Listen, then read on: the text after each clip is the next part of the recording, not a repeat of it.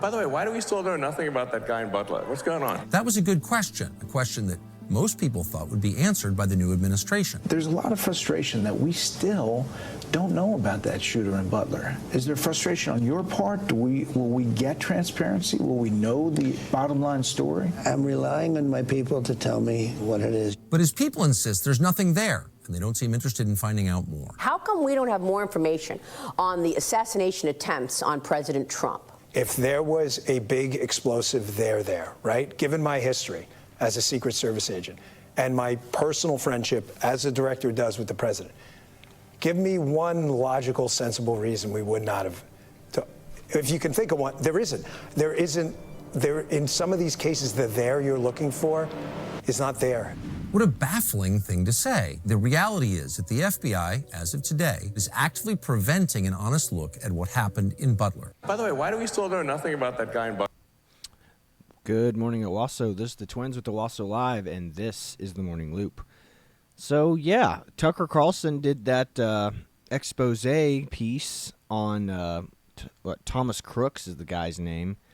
And it was, I mean, thanks to Tucker Carlson, we know more about this guy than when he now more than ever. It's crazy. I mean, why is Tucker Carlson the one releasing this information? Why couldn't the FBI put out this kind of stuff? And again, I mean, is it because it's still an active, investigation? The FBI is still trying to dig up stuff? Or is it because the FBI is totally infiltrated by left-wing activists and bad faith actors? Well, we talked about this before with the Epstein files. Is like, remember they found the Epstein files, like several bags full of Epstein file stuff in like a locked closet in some office somewhere. So we do know that there were people in the FBI that are either mishandling this information or were purposely trying to hide it. Yeah. So this isn't the first time that they talk about this. And then two, like I said, one of the big points that that I don't think that Tucker fully understands is like, why didn't they investigate this harder when it happens? Like, well, you're forgetting that Kash Patel and Dan Bongino were not in when the actual event took place. Trump was not elected yet. It was the Biden administration, the Biden FBI that were in at this point in time. And Trump and Dan Bongino have got their standing orders and marching orders from Trump. Exactly. Probably not. Thomas Crook's probably not very high on the list because they just thought he was a loser. Because Trump probably believed the hype. He's just a loser lone gunman. And again, that's what the feds would want you to think.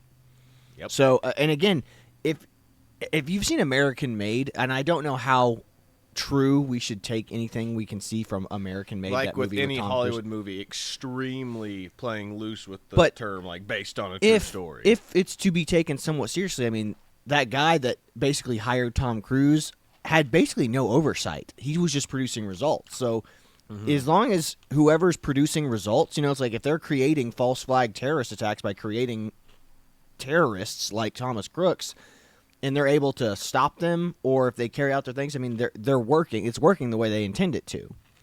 So if there are bad faith rogue actors and elements within the FBI, which obviously there probably are, then what's the big deal here? I mean, it's going according to plan, and whoever's in there that's the bad faith actor just has to act like they're playing ball whenever their higher ups or their authority figures are around. Yep. So again, this is. People are like, they should be able to root out corruption real easy. It's like the whole point of corruption is like the people who are corrupt are the snakes in the grass. Like they're the ones who are going to act like they're doing exactly what you want them to do, and they will do stuff when you're around. I mean, how many of you are employees? How many of you have ever worked? How many of you have ever been a student in class? It's like instead of actually, whenever the only time you actually do your work or pretend to do your work is whenever someone's over your shoulder watching you do it. Yeah. And then you just go, it's I can't tell you how many, it's this mentality right here. It's the type of mentality that a guy from college told me. He goes, boss makes $1, I make a dime. That's why I go poop on company time. Yeah. He goes in there and I'm going to take a 20, 30-minute crap every single day. It's like, that's what this is. It's that. People trying to do the bare minimum. It's like, it's the joke in the military. It's the E4 Mafia joke. The E4 Mafia hides in the corners of the room until their sergeants or their officers walk in, then they act like they're cleaning and doing stuff. Then they grab the brooms like, oh, we're working hard, sir. Yeah, and again, these guys are taking it to the extreme. Like, they have their own nefarious plans that they've got going on in place. You know, it's like maybe they have friends within the prior administration, or they're actively working against it. It's like, we'll be acting like we're doing what they want us to do when they're around, and when they're not around, we'll start doing our little black ops operations. Mm-hmm. So again, it's speculation on my part, but it just seems like there's definitely people in the organization that are working against the current administration. Period. Yes. Absolutely. I mean, that whole email list chain that Elon Musk did, you know, where he sent that email out, but they slightly altered like all the emails. Every variant altered slightly so they could trace whoever sent the email out, and they go, it was sent to, this email was sent to Fred Jones from accounting. You know, it's like, that's genius. Yeah, exactly. Not accounting, but like, you know, they sent this one to the accounting department area. They sent this one to the security op one. Not just that. They sent that same email, but a different variant. So they could be like, so they misspelled a word or something, or they added a word or something. So each individual person got their own unique email. Interesting. Okay. And then whenever they were able to find the exact person from the exact department. That's crazy. Yeah, that's what I'm saying. It's like that's how intricate the Elon Musk plan was. Like, they'd have to do something like that to catch this person. Yeah, 100%. But getting back to it, I'll pull up this video right here. This is more from it. We're just going to show the highlights of it, and then I'll kind of like walk through like all the points. Is like, and I might just go ahead and do that right now. It's like, I watched the entire documentary of Tucker's, which I do recommend watching it. It's an interesting thing. It's like, Tucker is still crushing it, even though I don't agree with like all the stuff. I mean, I think he's literally just trying to stay. This is the problem with all these independent news journalists now. Is like, they're all trying to stay completely relevant and keep their eyes on them. Yeah. And like Tucker Carlson's big 2 wins in this battle have been the new the proving that Thomas Crooks had a big social media presence, and then 2, his interview with Nick Fuentes. Yes. Like it's like they're all trying to just be like, I'm the number one person right now. That's what's going I mean, on. it's why Candace Owens is doing what she's doing now. She's true crime instead of news now. Yeah.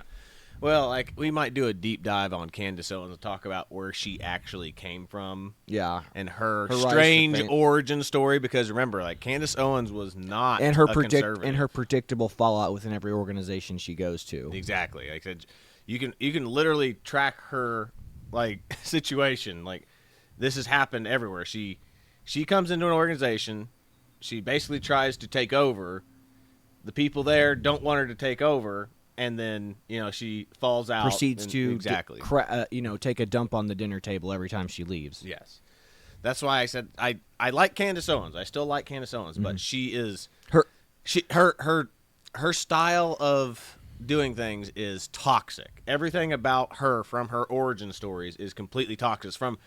Nobody remembers this, but her fight with Blair White on Dave Rubin's Rubin's show was that told me who she was back then. Yeah. I was hoping she would eventually calm down, but she is still that firebrand that's just all she's done is utilize her specific talents for the forces of good for the most part, but then whenever she feels scorned, hell hath no fury. Yeah, exactly. But regardless, we'll get back to this. But so the big 2 takeaways is, again, Tucker Carlson finds out that Thomas Crooks has a huge social media presence, so we were lied to by the FBI. And remember, he has this is no not social media presence. Remember, this was not Dan Bongino and Kash Patel's FBI that said this. This was Biden's FBI. This is what everybody gets so hammed up on. Is like, this was Biden's FBI. Kash Patel and Dan Bongino were not in the FBI, or not working for or in charge of the FBI at the time of this incident. Yes. And then number 2, I mean, we already knew that they tracked this kid's phone going into FBI offices, known FBI offices. Exactly. Before the shooting. Exactly. So, okay, but we'll get into this video right here. It's just more of highlights from the Tucker Carlson documentary. On the day of the attacks, Thomas Crooks got extremely lucky. After he arrived at the Butler County Fairgrounds on the morning of the shooting, Thomas Crooks conducted surveillance by flying his drone over the rally site. He flew that drone for 11 minutes. It just so happened the Secret Service's anti-drone system were down at exactly the same moment. Later that afternoon, police officers saw Crooks loitering. That is a hell of a coincidence. Again, are we saying that this proves that the FBI was involved? No, but that's a heck of a coincidence. It's like whatever handler he talked to when he went to go to an FBI office to talk to somebody, it's like I'll be here. It's like they knew he was on ground. It's like, oh, he's on ground. Here we go. Now, we're not saying that's exactly what happened, but we're saying it's a heck of a coincidence. Just the exact 11 minutes he was flying his drone. They didn't have that stuff up and running. Now, you could be like, well, they were just setting up. Of course they weren't ready yet. Shouldn't they have had it set up 24 hours ahead of time? I don't know. They should have. I don't know. Like I said, again, it's kind of crazy. What are you doing? I'm going to try to find that video. What video? Anyway. But yeah, we'll get back to this. Yeah, go ahead.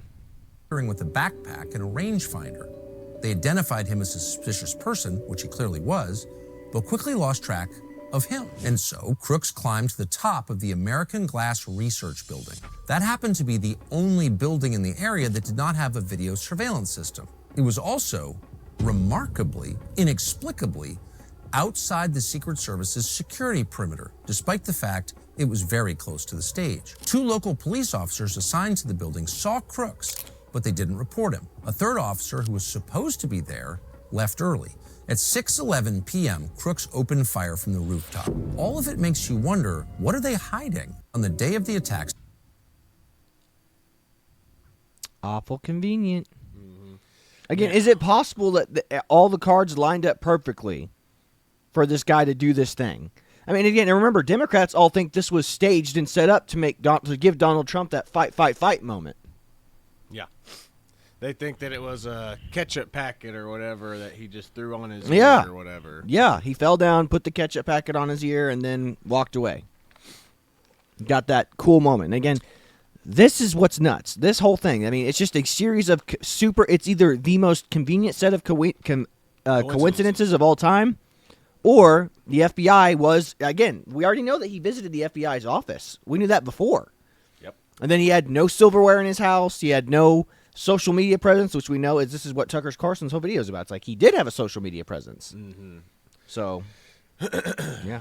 So let's check this next one out here. Thomas Crooks issued what sounds a lot like a digital manifesto. Quote, "In my opinion, the only way to fight the government is with terrorism-style attacks. Track down any important people or politicians and try to assassinate them." These remarks were especially notable because they came at the final phase of Crooks's YouTube commenting. At that point, a new character emerged into the conversation, a user named Willie Tepes, who started pressuring Crooks to commit violence. For example, quote, "If a gun and a badge is all that is needed, then authority obviously comes from the barrel of a gun. Nothing in life is simple, but that is no argument against doing it." So who is this Willie Tepes? The FBI hasn't made any mention of him, although they certainly know he exists. To the extent that he can be traced online now, you can find his username being used on a foreign Antifa website. Those sites link him to the Nordic Resistance Movement, which has been designated a terrorist group by the U.S. State Department. That's all we know. We do know, however, that Crooks's online footprint abruptly ends after his encounter with this mysterious figure. Regardless of whoever Willie Tepes is or was, there is no doubt that Crooks was ripe for recruitment by someone. And then he visited the FBI office. Mm-hmm. Or CIA, what was it? FBI? It was FBI. Yeah, awful convenient. I mean, again, it's like, congratulations, kid. You are now Jason Bourne. You know, it's like here comes Thomas. Goes, Jesus Christ, that's Jason Bourne. You know, crazy, absolutely crazy. What are you looking at? Looking for that video of the people like tagging his cell phone or whatever. Tagging his cell phone? No, yeah, you know, he visited the FBI Langley. Oh, office. yeah, I was yeah, trying yeah, to yeah, find yeah. that. Was somewhere. I think I had it saved, but I think the video. Actually, that's the thing. All these videos get taken down or removed. You know? Absolutely. It's so stupid. But I'll hold off on looking for that right now. But I'll pull this up real quick. Again, so something about people who are LGBTQ, trans, or furries, there's something about them. There's something about these people that they're not right in the head, and they're violent. They become extremely violent. And this is what they're just saying. Like, Thomas Crooks used they-them pronouns and had an obsession with political violence and muscle mommies, sources say. Muscle mommies. Yeah. So, Thomas Crooks, pronouns, posted threats of political violence and violent art on his secret social media accounts before he attempted to assassinate President Trump, according to sources who shared the suspect's message with the Post. The lone sniper who grazed Trump's ear, killed the beloved firefighter, and critically wounded another 2 Trump supporters, has apparently had a muscle mommy fetish and repeatedly searched for his videos about female bodybuilders and muscular women. The Post's Miranda Devine reported on the newly unearthed online activity on Monday. Crooks had possible accounts on DeviantArt, a site that hosts fan art and become notorious for a community of furries, people who identify as anthropomorphized animals and characters and are sexually attracted to them. One of the DeviantArt accounts linked to Crooks shared just one post, a repost of a towering, muscular female bodybuilder and a slight man in his underwear. Multiple searches for muscular women and female bodybuilders are found on Crooks' supposed YouTube search history. The profile for the DeviantArt has listed the pronouns as they, them, though it is not clear whether Crooks identified as transgender. A tron of Crooks' digital footprint dating back almost a decade before he tried to kill Trump in July 13th, 2024, at an election rally at Butler, PA. Shows an increasing obsession with violence and increasingly radical comments and artwork that seemingly arose during COVID, according to sources. The sources publicly available research tools to think that multiple email addresses to Crooks had been found, usernames associated with those emails, and numerous sites including YouTube, Snapchat, PayPal, Discord, Chess.com, Quora, and DeviantArt. The FBI has not confirmed the details of Crooks' possible social media accounts and did not respond to requests for comment on Monday. His early online presence when he had been at high school was almost exclusively pro-Trump, while he also made number of violent anti-Semitic comments and racist remarks about Hispanic immigrants. I always believed in being patriotic was lined up with a bunch of socialist Jews, like one of those that booed Trump. The blast their useless brains with that AR, a YouTube account featuring Crooks' full name posted in the comments under a clip of President Trump being booed at the 2019 World Series in Washington, D.C., according to sources. Everyone of Trump-hating Democrats deserve to have their heads chopped off and put on stakes for the world to see what happens when you F with America, he said in one comment under an MSNBC clip in 2019. There's that muscle mommy clip that he's talking about. Mm-hmm. He also described in detail that he would use an assault rifle against a crowd of political opponents, frequently quoting the line, "The only true political power comes from the barrel of the gun," from a Chinese communist dictator, Mao Zedong. And Crooks made violent threats against the Democratic members of the squad, sources said. "I hope a painful death for the deplorable immigrants and anti-Trump congresswomen who don't deserve anything this country has to offer them," he wrote in July 20th, 2019 post. But in 2020, the COVID pandemic appeared to make a 180-degree turn on his views on Trump. "I'm pretty sure people are just racist, and Trump is one of them. There does not need to be a deep state for that," he said in a YouTube comment in 2020, in February 26, 2020. There we go. There's his little art that he uploaded up there himself. Crooks also appeared to have an obsession with the coronavirus, and disillusion with Trump appeared to stem from what he saw as Republican president's resistance to enacting social distancing mandates and bans on public gatherings. He claimed that Trump was too slow and everything he's doing should have been done, adding that there wasn't any reason for the defense of Trump in a comment on successive days in 2020, in April 2020. Yeah, good lord. Yeah, this kid has got some issues. It's around this time he started posting violent artworks, according to sources. One piece titled "How He Lost an Eye," dated in June 10th, 2023. He shared on DeviantArt shows a picture of a black-clad executing another figure in front of a blue and pink backdrop, matching colors of the trans pride flag. Another artwork from the following month, titled "Killing Pedos," shows a figure holding a rifle after fatally shooting 2 individuals to whom was wearing blue and pink clothes. A third artwork that uses a purple-haired figure with his head cracked open, being bashed with a metal pipe. Crook supposedly, YouTube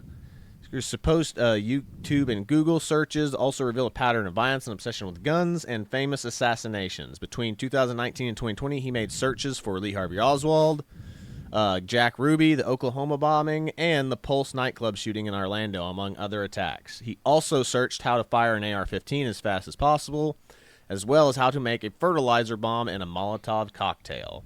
Crooks repeatedly looked for information on related to body armor and high-velocity ammo and riot control. In August 2020, he explicitly discussed on YouTube how to fight a government using terrorism-style tactics as his views became increasingly nihilistic.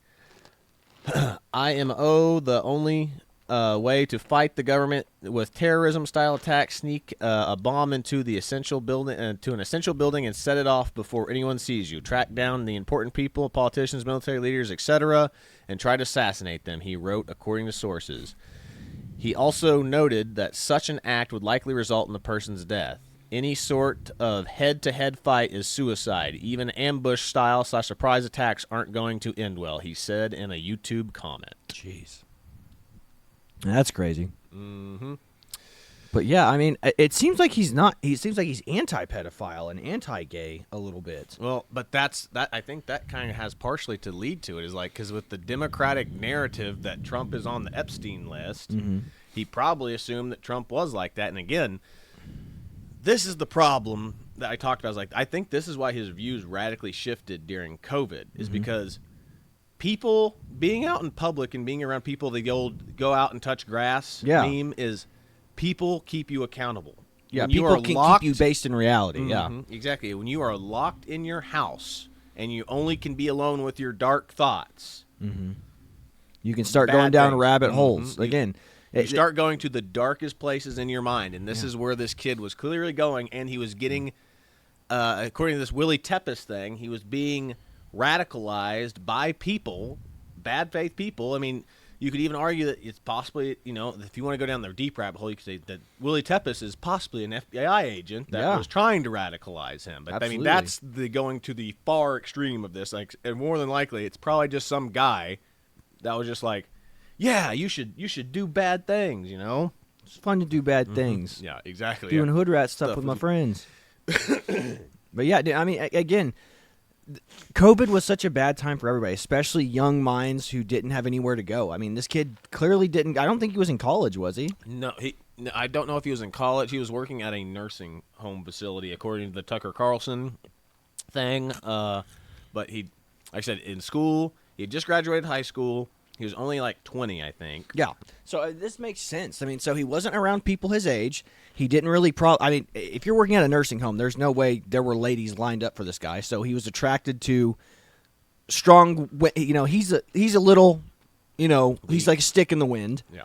And he's attracted to stronger body types, so. Well, that's the problem is like, remember, the man is the leader in the relationship. Like, he clearly had a thing where I need a strong, dominant woman to tell me what to do. It's like, that's not how relationships work, and women hate weak men. Yeah. If a girl wanted to get a hold of you, and she would just do it because she wants to abuse you, not because she actually cares about you. Yeah. But yeah, no, this is what happens whenever you go to work and then you go straight back home. I mean, again, you're surrounded by old folks who are probably borderline have dementia.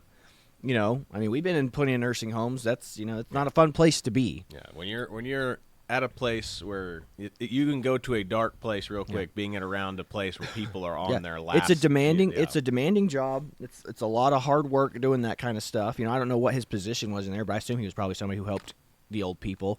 And and then you go home and you don't have much of a social life outside of that, yeah, you're ripe for being taken advantage of. Yeah. I mean, this is why church is so important. Like, we need to get people going back to church, because say what you will, I was kind of a believer in, like, you can just read the Bible at home alone, which, I still think you can.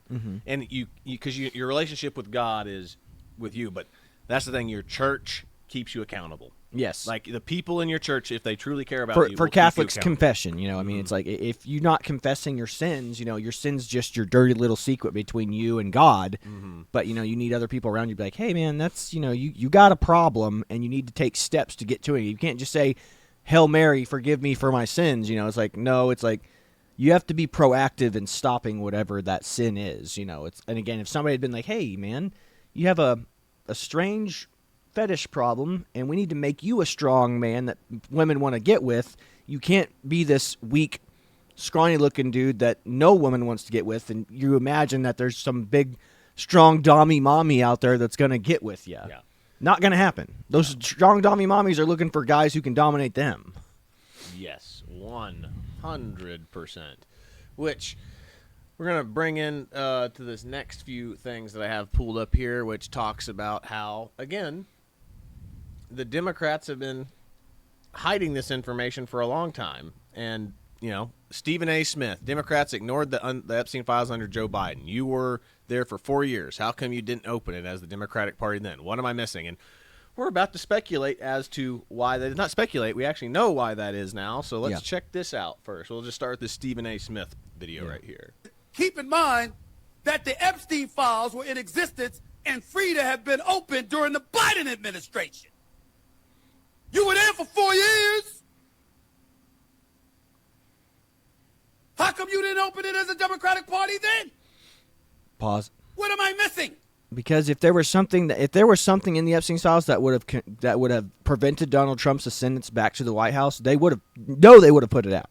100% they would have put it out. Two, if they had released something that was damning on Trump, the crowd, the audience, and the rest of the public are going to go, what else is in there? Yeah. They're going to immediately go, because once you've opened the Pandora's box, you can't shut it. Yeah. So once they've released, hey, it's like what they just did with Trump just now. Is like they closed they marked off, they blacklisted like who Trump was spent hours alone within that thing. They were trying to use this to their advantage, but they can't use this to their advantage without completely like exposing themselves, which is what's happening right now. But we'll keep watching this. I'm not saying I know. It's a legitimate question.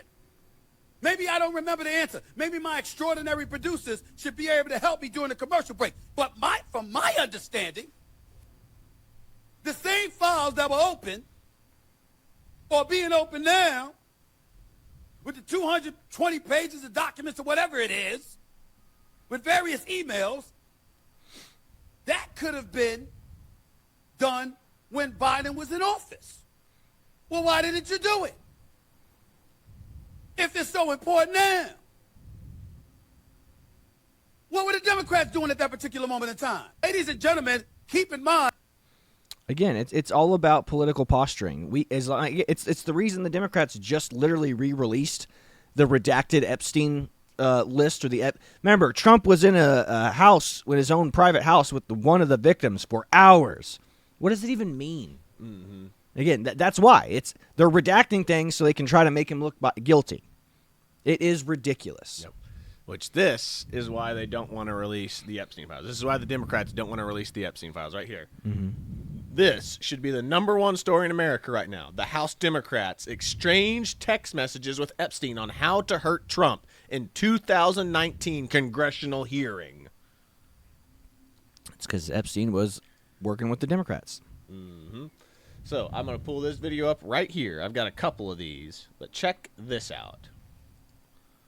Epstein was texting a Democrat member of Congress during a committee hearing, feeding her information, which she then used as part of her questioning. And the Washington Post has synced up the video footage with the timestamps on the text messages that were sent. And I'm going to show you the video right now, and it is insane. Watch this with me. This was when Barack Obama was president of the United States. And while we were once driving through a struggling neighborhood in Chicago, he commented that only black people could live that way. Attorney-client privilege, yes, I will turn it over. You, as my friend Mr. Meadows pointed out, misled this committee even today in a written submission that contradicted your testimony. You have suggested you are going to review that. Are you going to review it in our next break to correct the record, yes or no? Yes. Question, you helped out the president's campaign or were involved in the campaign as a representative, as a spokesman, even in your words today. It was your idea for the campaign dating back to 2011. Is that accurate, yes or no? Yes. Mr. Weisenberg and other individuals, Ms. Rona. Who are those individuals? Are they with the Trump organization? They and are. Are there other people that we should be meeting with? So, Alan Weisselberg is the chief financial officer. Uh-huh. You got to quickly give us as many names as you can so we can get to them. Yes, ma'am. Is Ms. Rona, what is Ms. Rona's position? Rona Graff is Mr. Trump's executive assistant. And would she be able to corroborate many of the statements that you've made here? Yes, her office is directly next to his, and she's involved in a lot that went on. Ridiculous. Well, that was crazy. Did you see that? Jeffrey Epstein texted her, good work, when she, that means that Jeffrey Epstein was watching that hearing at home, trying to pull strings. Mike Johnson has said there's going to be a vote on it this week of whether or not they're going to release the files. So if we see the files, there's going to be a lot of stuff like this. And I know people think that it's weird that Trump hasn't wanted to release it or he hasn't talked about it too much. In my personal opinion, if there was something truly damaging about Trump in these files, I wholeheartedly believe that we would have found out about it a long time ago. Furthermore, Absolutely. I also don't think that he would have been talking about it as much as he did over the years. Talking about Bill Clinton, talking about the island, and blah, blah, blah, blah, blah. Like, generally speaking, if you're caught up in something, you keep your mouth shut about it, like, across all time. But he was very vocal about it for a time. So then the question becomes, why hasn't he been pushing for the release? And the answer is, I really don't know, actually. I actually don't have an answer. But either way, it looks like we're probably going to end up seeing these. And I have a feeling that the worst information is going to be about the Democrats. Jeffrey Epstein was Dude, that's crazy. Crazy. Like, Trump was friends with Epstein. They were buddy-buddy. It's like, oh, yeah, is that why he was texting the Democrats in order to get Trump, like, looking guilty? That's the issue. Like, this is what we keep talking about with the Epstein files. There's a reason why nobody wants to release the Epstein files. It's because I believe everyone that is implicated. Yeah, everybody. But even then, it's mainly going to be people who have been in Congress or in these positions of power for 10 years plus. Yeah. Like I said, you can't trust anybody that's over that. I don't think we can trust anybody that's been in Congress for more than 4 years, and anybody who was alive during when Epstein was alive. This is why we constantly keep saying we need to have term limits for our members of Congress and everything else, is because these people are so dirty. captured or so corrupted by the system, by people like Epstein, who brought them out, who got them sleeping with minors.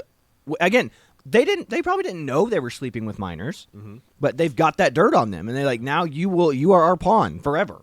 Exactly. It's like, and it's like what I always talk about. It's like, it would be better for these people who slept with minors who didn't know to just come forward and say, yeah, I did it, but I had no clue that she was underage until after I got done. You know what I mean? It's like, so I was coerced into this. Like, we're more willing to forgive you for that than to just continue to like try to hide and suppress it.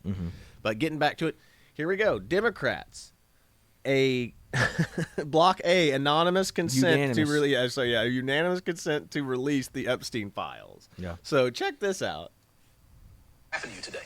Well, we go through a procedure called a UC, unanimous consent. I went to the floor and I made the motion, and the Democrats had verbally told the parliamentarian that they did not agree. But you got to realize they've had this stuff for 4 years under Biden. Every single time you liberals mention the Epstein files, it reminds me of 100% why I stopped trusting liberals and the Democratic Party. Y'all had the Epstein files the whole time Joe Biden and them was in office, but now it's a talking point. More importantly, and I cannot stress this enough, Which group of people do you think is more likely to be on the Epstein list? The people that want to protect children from sexuality, or the people who are encouraging their children to pick sexuality, pushing sexuality in cartoons, and telling your kids they can change their genitals? Who do you think is more than likely to be a group of kid diddlers? The party of conservative Christians or the party of groomers? Tell us what happened to you today. Yep.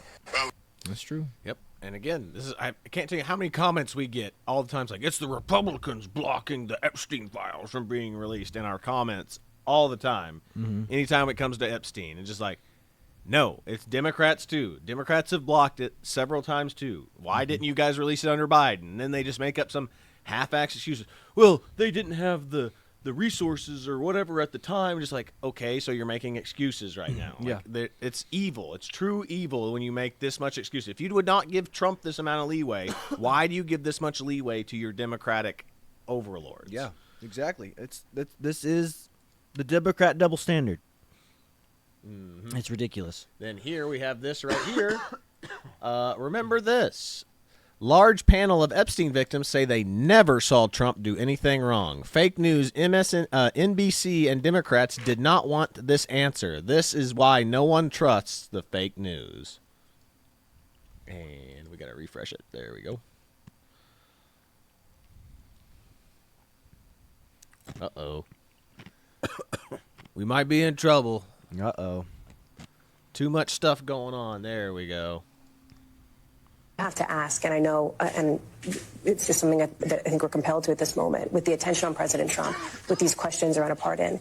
Did anybody see or hear of the president himself doing anything inappropriate as it related to Jeffrey Epstein? No. I do have to ask, and I know. No, yeah. They said no, and then they immediately cut. Yeah, cut. No, that's funny. That is so funny. But we'll get back to this. Just get to some of the memes here.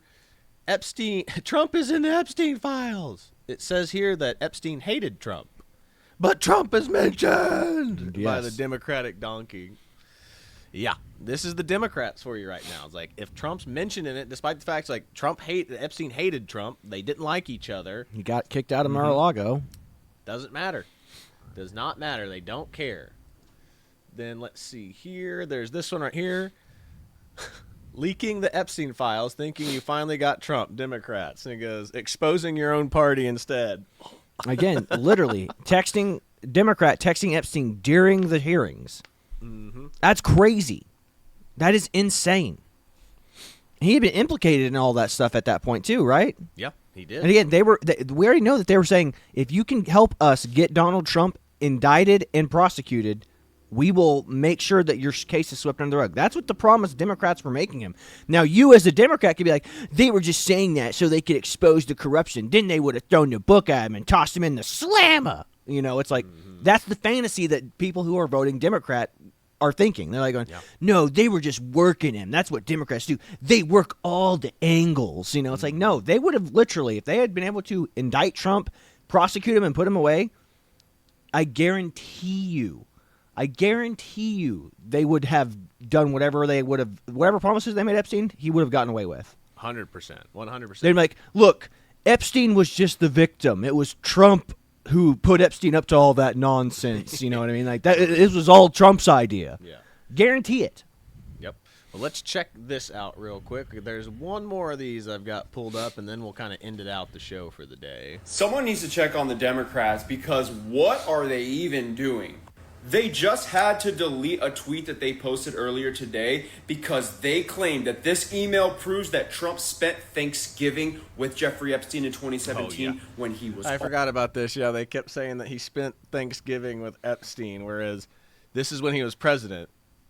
President Trump can't go anywhere without the paparazzi on him. He did not go have dinner. So they would have had pictures of Epstein and him posted all over the place.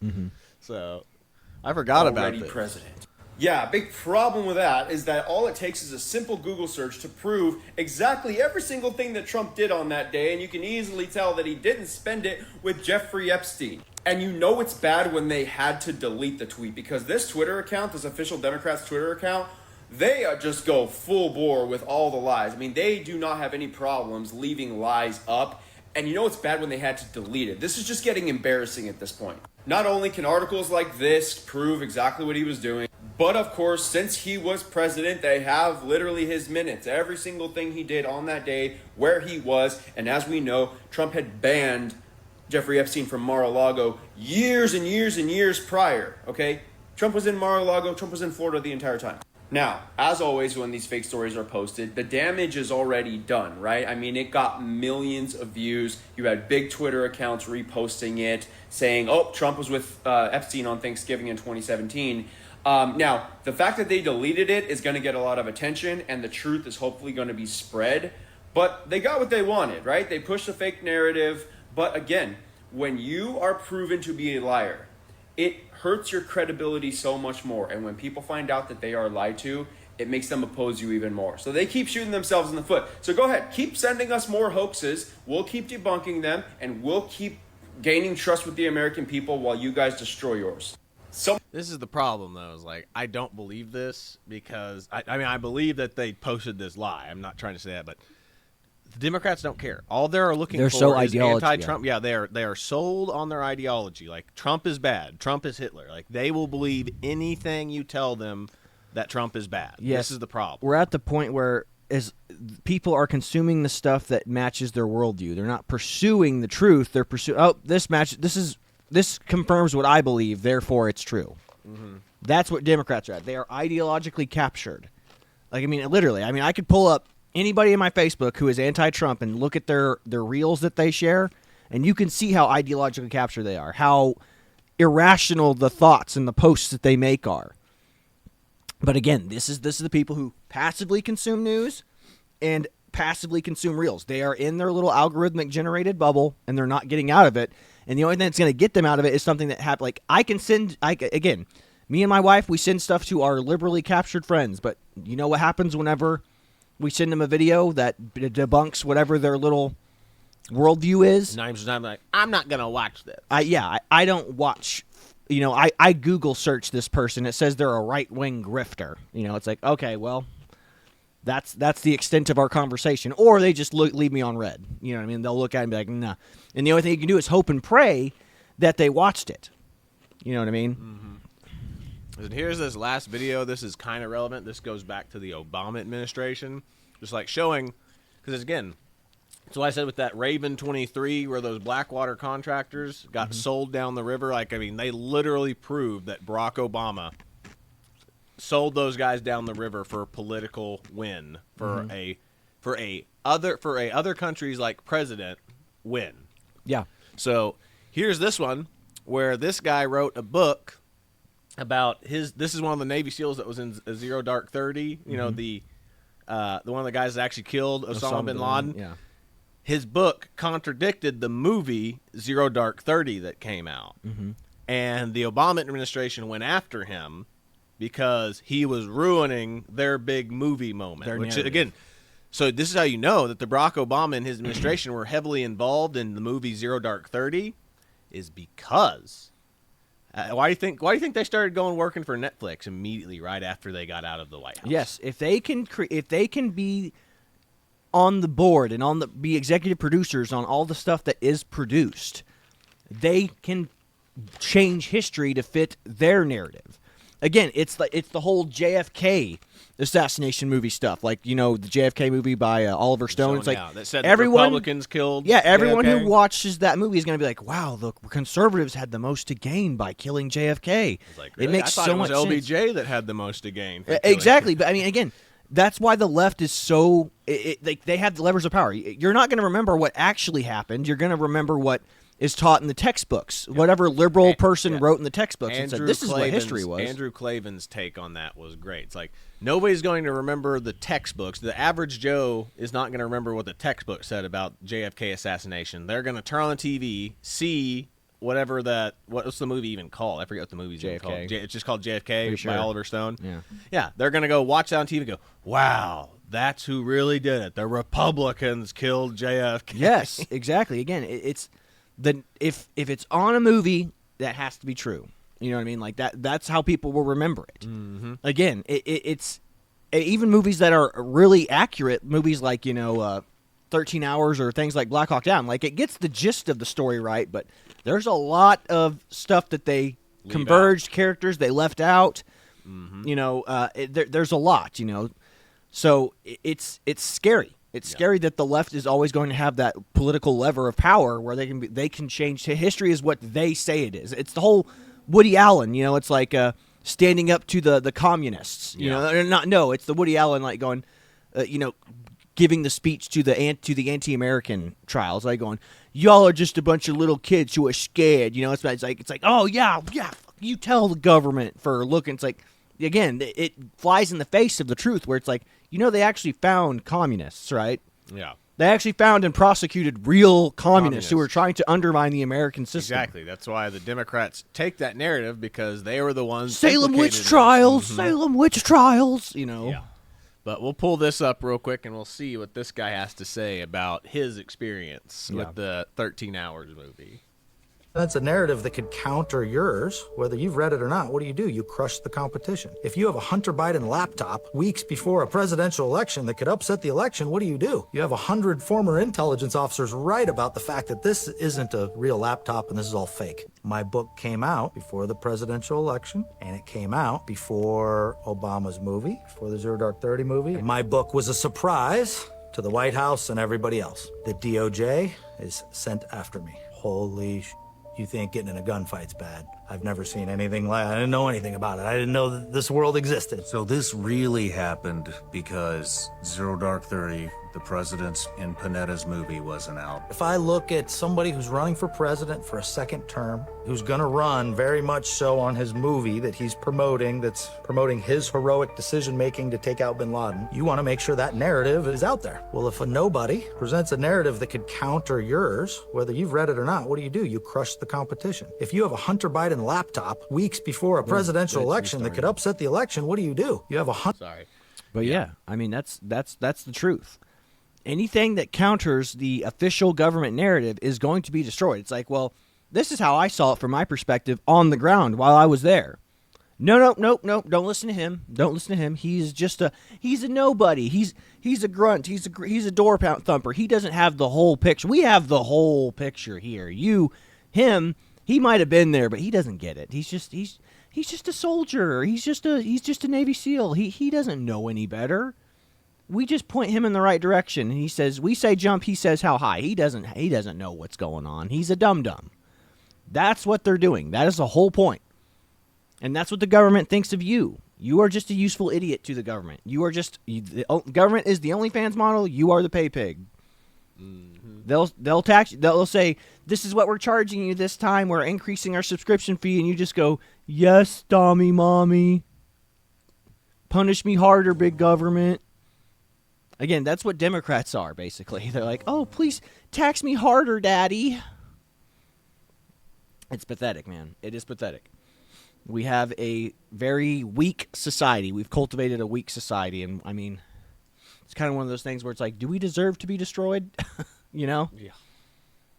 So, it's sad. But here we are. I mean, good job, Tucker Carlson, exposing this. And I mean, it just goes to show you, why we have zero trust in any of our institutions anymore. Like, the whole point of when you know society's on the verge of collapse is, like I said, you could have trust in your institutions.